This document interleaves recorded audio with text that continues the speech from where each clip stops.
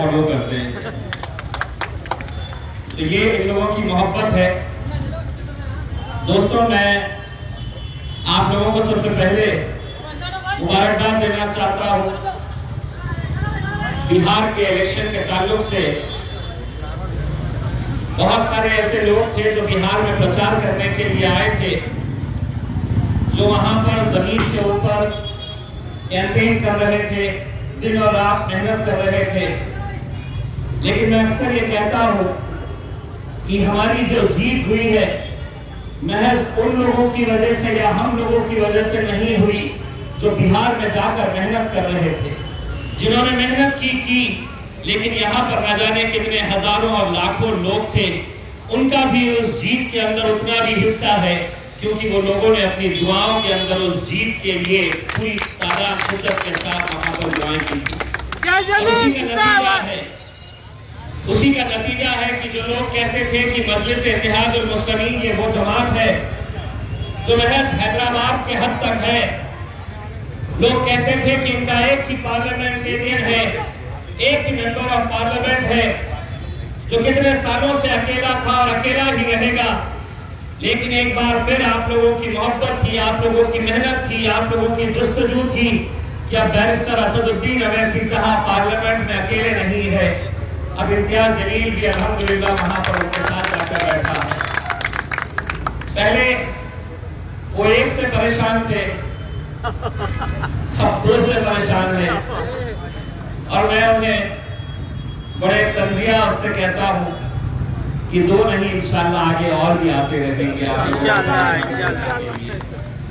लेकिन यही है, ये उनका ये कहना है कि 10 आ जाए चलेगा लेकिन बोलने वाले नहीं चाहिए। तो मैं उन्हें ये कहता हूं मजलिस जमात ही ऐसी है जो गूंगे और मुक्तों की जमात नहीं है, ये बोलने वालों की जमात है। और अल्हम्दुलिल्लाह हम भी डटकर बोलते हैं। मैं ऐसा उनको सुनता हूं। मुझे आज भी वो दिन याद है जब ये सीएए का जब बिल लाया गया था और असद साहब ने पूरी दुनिया को दिखाया था। जो लोग ये सवाल करते हैं, जो विपक्ष वाले ये आकर कहते हैं कि एक ही तो है क्या कर लेगा, उस दिन उन्होंने दुनिया को दिखाया था कि अगर एक ही है और अगर वो शेर का बच्चा है तो क्या कर सकता है। वहां पर उस दिन पार्लियामेंट के अंदर उन्होंने दिखाया था। और उस दिन असद साहब को देखने के बाद मेरे मन में ये सवाल बार बार उठता था कि आखिर असद साहब को ये हिम्मत और ये ताकत कहां से मिलती है। तो जब मैं हैदराबाद आता हूं तो मुझे ये एहसास होता है कि असद साहब को ये हिम्मत और ये ताकत यहां से मिलती है। आज असद साहब को कमजोर करने के लिए, उनको अपने गढ़ के अंदर खत्म करने के लिए भारतीय जनता पार्टी जिस तरह की ताकत लगाए हुए है, मैं दावे के साथ कह सकता हूं कि हिंदुस्तान के अंदर पूरे मुल्क में ऐसा किसी बल्दिया का इलेक्शन हो रहा हो और जहां पर भारतीय जनता पार्टी के इतने सारे केंद्रीय मंत्री, इतने सारे मुख्यमंत्री, बड़े बड़े पार्टी के नेता सिर्फ एक बल्दिया के इलेक्शन में यहां पर हैदराबाद में आ पहुंचे हैं। सबकी कोशिश यही है, सब यही चाहते हैं कि इस हैदराबाद के अंदर मजलिस को कमजोर कर दो। मजलिस दूसरी जगह फैल नहीं सकेगी, पहुंच नहीं सकेगी। असदुद्दीन अवैसी को यही हैदराबाद में रोक दो तो वो आगे का सफर, आगे की जो मंजिल, चाहे वो पश्चिम बंगाल हो, उत्तर प्रदेश हो या दूसरे कोई भी राज्य हो, वहां पर पहुंच नहीं सकेंगे। लेकिन ये उनकी जितनी भी कोशिशें रहेगी, इंशाअल्लाह 4 तारीख के दिन इन लोगों को पता चलेगा जब हैदराबाद के नौजवान इनके मुंह पर एक तमाचा रसीद करके मारेंगे और दिखाएंगे कि तुम आए थे, बड़ी बड़ी ताकतें लेकर आए थे तुम हैदराबाद में। आज ये इलेक्शन है, हम इलेक्शन की तरह लड़े। इस मुल्क के अंदर अगर भारतीय जनता पार्टी को यह अधिकार है कि वो आवाम के बीच में जाकर इलेक्शन लड़े, अपने इस जमहूरी हकूक का इस्तेमाल करें। अगर शिवसेना लड़ सकती है, अगर टीआरएस लड़ सकती है, बीएसपी लड़ सकती है, हर पार्टी अगर लड़ सकती तो मजलिस इत्तेहादुल मुस्लिमीन को क्यों रोका जा रहा है? वो इसलिए रोका जा रहा है कि कांग्रेस वाले या जितनी भी सो कॉल्ड सेक्युलर जमातें हैं ये समझते आ रहे थे कि ये कौम के ऊपर उनका अधिकार है, ये इनकी जागीर है। हम हर 5 साल के बाद आएंगे और इनको कहेंगे कि तुम इन्हें वोट देना, और हम देते आए हैं, इन्हीं को ही देते आए हैं। हम 70 सालों से इनको सुनते आए हैं। ये जैसा बोलते थे हम वैसा करते थे, लेकिन बदले में हमें क्या मिला? क्या मिला आप अच्छी तरह से जानते हैं। कभी ट्रिपल तलाक का कानून, तो कभी सीए एनआरसी का कानून, और परसों के दिन ही लव जिहाद का कानून लाया गया है। जो बुजुर्ग इस मुल्क के अंदर पैदा हुए हैं, आज उनसे और हमसे ये पूछा जा रहा है कि अगर तुम इस मुल्क के अंदर पैदा हुए तो साबित करो, दस्तावेज दिखाओ। अगर दस्तावेज दिखाना है तो कुछ दिनों के बाद भारतीय जनता पार्टी के अमित शाह साहब हैदराबाद में आएंगे। उनको कहना कि अगर सीए एनआरसी के दस्तावेज देखना है, तुमको ये देखना है कि हमारे बाप दादा इस मुल्क के अंदर पैदा हुए हैं, तो चलो हमारे साथ हैदराबाद के उन कब्रिस्तानों के अंदर जहां हमारे बुजुर्ग दफन हैं और वहां हमारे कागजात पड़े हुए हैं। दोस्तों, ये इलेक्शन हर इलेक्शन की तरह नहीं है। हर इलेक्शन और इस इलेक्शन के अंदर ये फर्क है कि तमाम राजनीतिक पार्टियां इस बार एक ताकत बनकर खड़ी है, सिर्फ असदुद्दीन अवैसी साहब को कमजोर करने के लिए, उनको खत्म करने के लिए। दोस्तों, 1 तारीख के दिन आप लोगों को अपने घरों से निकलकर मजलिस इत्तेहादुल मुस्लिमीन के जितने भी नुमाइंदे हैं, उनको जब वोट डालेंगे, जब आप बैलेट पेपर के ऊपर वो मोहर लगाएंगे, एक बार जरूर सोचना कि उस पार्लियामेंट के अंदर असदुद्दीन अवैसी साहब के साथ वहां पे बहुत सारे ऐसे सांसद थे जिन्हें आप लोगों ने, हम लोगों ने चुनकर भेजा है, लेकिन कोई खड़े नहीं होता है और कोई खड़े नहीं होगा।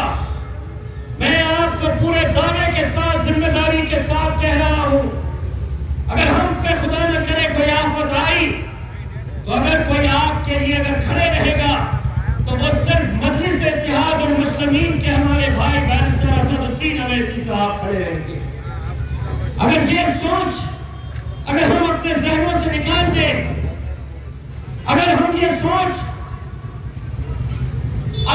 सोचने लगे कि बैरिस्टर असदुद्दीन अवैसी साहब के ऊपर जिस तरह के इल्जाम लगाए जाते हैं कि वो जहां जाते हैं वोट काटने का काम करते हैं। जब हम बिहार गए थे मेरे भाइयों, ऐसे ऐसे इल्जाम लगाए गए थे।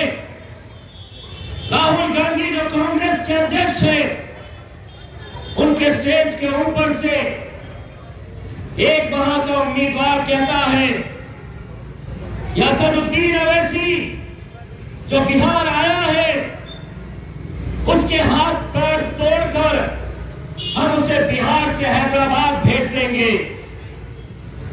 लेकिन आवाम भी जानती है किसके क्या कब तोड़ना है।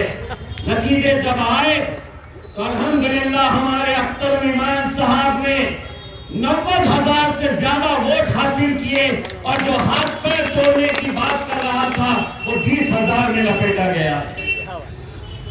आज इस इलेक्शन के मौके के ऊपर यहां पर भी हर रोज हम भारतीय जनता पार्टी के बड़े बड़े नेताओं के बयान सुन रहे हैं।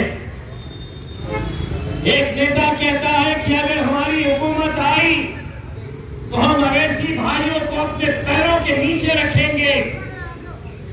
एक नेता कहता है भारतीय जनता पार्टी का कि हम पुराने शहर में सर्जिकल स्ट्राइक करेंगे।